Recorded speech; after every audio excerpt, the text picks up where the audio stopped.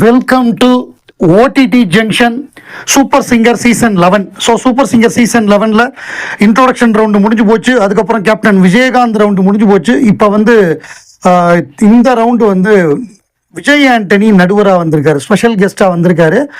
இதில் வந்து எல்லா பாடகர்களும் பாடுறாங்க. 5 ப்ரொமோ ரிலீஸ் பண்ணியிருக்காங்க இந்த வாரத்துக்கான 5 ப்ரொமோ. அதில் மொதல் ப்ரொமோவில் வந்து ஒரு கானா பாடகர் பாடுறாரு. அவர் வந்து பாடிட்டு அவருக்கு பாராட்டு கிடைத்த பொழுது அவர் கண் கலங்குறாரு. அவருடைய மதர் வந்து அவங்க வந்து ரொம்ப அவங்களும் கண்ணீர் கலங்குறாங்க. ரொம்ப எமோஷ்னலாக அதை கொண்டு போகிறாங்க. ஸோ 2வது ப்ரொமோ பார்த்தோன்னா மனோ தான் பாடுறாரு. ஏன்னா நம்ம இனிஷியல் ரவுண்டில் பார்த்தோம், மனோங்கிற சிங்கர் அவங்க மதரும் சப்போர்ட் பண்ணுறாங்க. அவங்களுக்கு கற்றுக் கொடுத்த குரு அவங்களுக்கு 2 தாயார் அப்படின்னு சொல்லி அவர் வந்து அதை உணர்வுபூர்வமாக சொன்னார். அதை நம்ம பார்த்தோம். அவர் வந்து பாடினது அப்படின்னு பார்த்தோன்னா முதல்ல அவர் வந்து அஜித் பாட்டு பாடுறாரு. தீனா படத்துலேருந்து கவிஞர் வாலி எழுதின பாட்டு, யுவன் சங்கர் ராஜா இசையில் வத்தி குச்சி பத்திக்காதுடா யாரும் வந்து உரசர வரையில் நம்முடைய எஸ்பிபி அவர்கள் பாடின பாட்டு ரொம்ப சிறப்பாக பாடியிருப்பார். ரொம்ப மோட்டிவேட் பண்ணுற மாதிரி பாட்டு அது. அந்த வரியெல்லாம் கவிஞர் வாலி அப்படி எழுதியிருப்பார். அதாவது இமயத்தையே நம்ம முதுகில் தாங்கலாங்கிற மாதிரி ஒரு மோட்டிவேஷன் கொடுக்குற மாதிரியான ஒரு வரியெல்லாம் அதில் இருக்கும். பிரமாதமாக பாடியிருப்பார் எஸ்பிபி. அஜித்துக்கு மிகப்பெரிய பேர் ஏற்படுத்தி கொடுத்த படம் அந்த தலங்கிற பேர் வந்து இந்த படத்தில் தான் வந்தது. அந்த பாடலை ரொம்ப சிறப்பாக பாடினாரு. இவங்க என்ன பண்ணிட்டாங்கன்னா ஜட்ஜஸ் நம்ம விஜய் ஆண்டனி சப்போர்ட் பண்ணாரு. 3 பேர் கோல்டன் ஷவருக்கு அந்த லைட் அடிச்சுட்டு மிஷ்கினோட இதையும் லைட் அடிச்சு அவருக்கு கோல்டன் ஷவர் கொடுத்துட்டாங்க. நீங்கள் என்னோட கான்சர்ட்டில் பாடுறீங்க அப்படின்னு ஒரு போனஸான செய்தியை விஜய் ஆண்டனி சொன்னோடனே அவர் கண்கலங்கிட்டார். என்ன பாட்டு பாடினா கரெக்டாக இருக்கும்? இப்போ வந்து அஜித் பாட்டு பாடி நல்ல பேர் வாங்கிட்டாரு. இன்னொரு பக்கம் விஜய் பாட்டு, நான் அடித்தா தாங்க மாட்டேன் 4 மாதம் தூங்க மாட்டேன்னு போக்கிரி படத்தில் வந்த பாடல். அந்த பாடல் மணி சர்மா மியூசிக். போக்கிரிங்கிறது தெலுங்கு ரீமேக்கு. தெலுங்கு ஒரிஜினலுமே மணி சர்மா தான் மியூசிக் பண்ணியிருப்பார். அந்த பாட்டு நான் அடித்தா தாங்க மாட்டேன் அந்த பாட்டை பாடினார். இப்போ வந்து விஜய் ஆண்டனியுடைய கான்சர்ட் நிறைய இசை கச்சேரிகள் நடத்துகிறார். அதுல இவர் பாடுறதுக்கு ஒரு வாய்ப்பு கிடைச்சிருக்கு.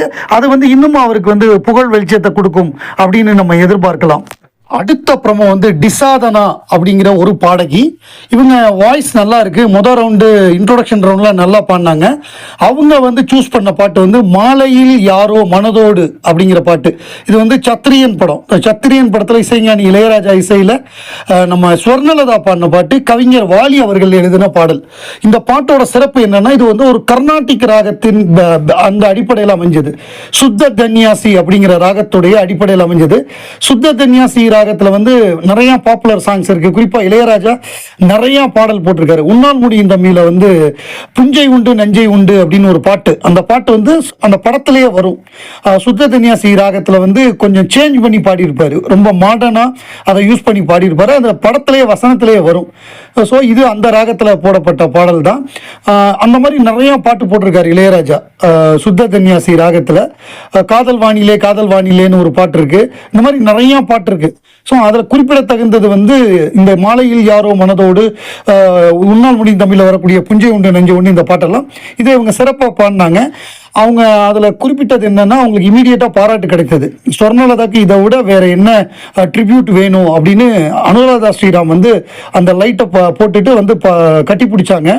அப்போ அவங்க கண் கலங்கிட்டாங்க அந்த பாடகி. என்னன்னா, தூக்கமே வரல நைட்டெல்லாம், அந்த ரேஞ்சு ஹை நோட்ஸ்லாம் போகவே இல்லை, ரொம்ப சிரமப்பட்டேன், பட் இப்போ நான் பாடினது ரொம்ப சந்தோஷமா இருக்கு அப்படின்னு சொல்லிட்டு 3 பேர் லைட் ஆன் பண்ணிட்டாங்க. 4வது லைட் பண்ணால் தான் கோல்டன் ஷவர் கிடைக்கும்.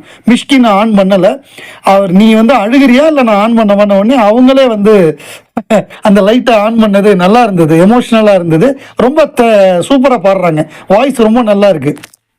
4வது ப்ரோமோ வந்து சிங்கர் தர்ஷனா. ஸோ தர்ஷனா வந்து வாய்ஸ் நல்லா இருந்தது. இவங்க இன்ட்ரோடக்ஷன் ரவுண்டில் இவங்க வந்து பல்லாங்குழி அந்த சாங் பாடினாங்க. கடல் படத்துலேருந்து ரொம்ப வித்தியாசமான பாட்டு.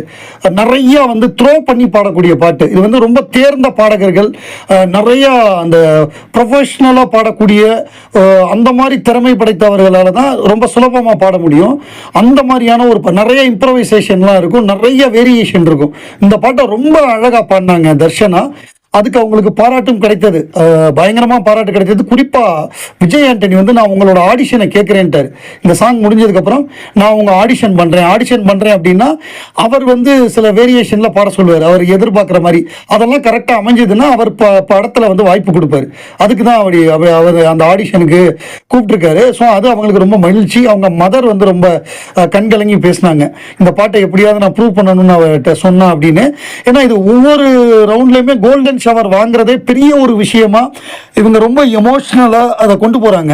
ஸோ இது வந்து ஆடியன்ஸுக்கிட்ட எந்த மாதிரி ஒரு கனெக்டிவிட்டியை ஏற்படுத்துது, இவங்கெல்லாம் எவ்வளோ சீக்கிரம் இவங்க பார்த்த உடனே இது தர்ஷனா இது டிசாதனா அப்படின்னு நம்ம எப்படி கண்டுபிடிக்கிறோங்கிறத பொறுத்து தான் இருக்குது. சரண் ராஜா அவர் பாப்புலர் ஆகிட்டார் இளையராஜா வாய்ஸில்.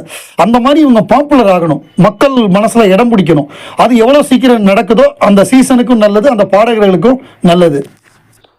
5வது ப்ரோமோ இது வந்து மீனாட்சி பாடினாங்க. அவங்க வாய்ஸ் பயங்கர மெலோடியஸாக இருக்குது. அவங்க எடுத்துக்கிட்ட பாட்டு வந்து இமான் இசையில் ஸ்ரேயா கோஷல் பாடல் ஏனடா ஏனடா அப்படிங்கிற பாட்டு பிரமாதமாக இருக்கும். அந்த பாட்டு பயங்கரமான ஒரு மெலடி சாங்கு. ஸ்ரேயா கோஷல் அவ்வளோ அழகாக அவங்க அவ்வளோ ஸ்வீட்டான வாய்ஸில் பாடியிருப்பாங்க. இதை இவங்க சூப்பராக பாடினாங்க. இவங்க பாடின உடனே இமான் சொன்னார், நான் வந்து ஆடிஷன் பார்க்குற லிஸ்ட்டில் உங்கள் பேரும் இருக்குன்ன உடனே அவங்களுக்கு பயங்கர ஹாப்பி மீனாட்சிக்கு. உடனே இவங்க Anuradha Sriram I want to give you ஹக்குன்ட்டாங்க. அவங்க ஓடி வந்தாங்க, இவங்க கட்டி பிடிச்சாங்க. அப்ப நம்ம இவர் நம்ம மிஸ்கின் ஒரு ஜோக் அடிச்சாரு, டே மாக்காப்பா நீயாவது வந்து என்னை கட்டி பிடுறா அப்படின்னாரு. அவங்கெல்லாம் தான் கட்டி பிடிக்கல, நீயாவது கட்டிப்பிடி அப்படின்னு சொல்லி அதை ஜாலியாக கொண்டு போனார். அதான் மிஸ்கின் இருக்கிறப்ப ஏதாவது ஒரு அந்த இடம் கலகலப்பாக இருக்கும், இல்லைன்னா கான்ட்ரவர்சியாக இருக்கும், ஏதாவது ஒரு சேட்டையை பண்ணுவார். அதனால தானே அவரை ஜட்ஜாக போட்டிருக்காங்க, இல்லைன்னா சும்மா போடுவாங்களா? டிஆர்பிக்கு அவர் கேரண்டி அப்படிங்கிற மாதிரி அவர் கொண்டு போயிட்டு இருக்காரு. அடுத்தடுத்த ப்ரொமோஸ் வரட்டும், அந்த எபிசோடு நாளைக்கு வரட்டும், அதோட ரிவ்யூவையும் நம்ம அது வந்த உடனே இமீடியட்டாக பண்ணிடலாம்.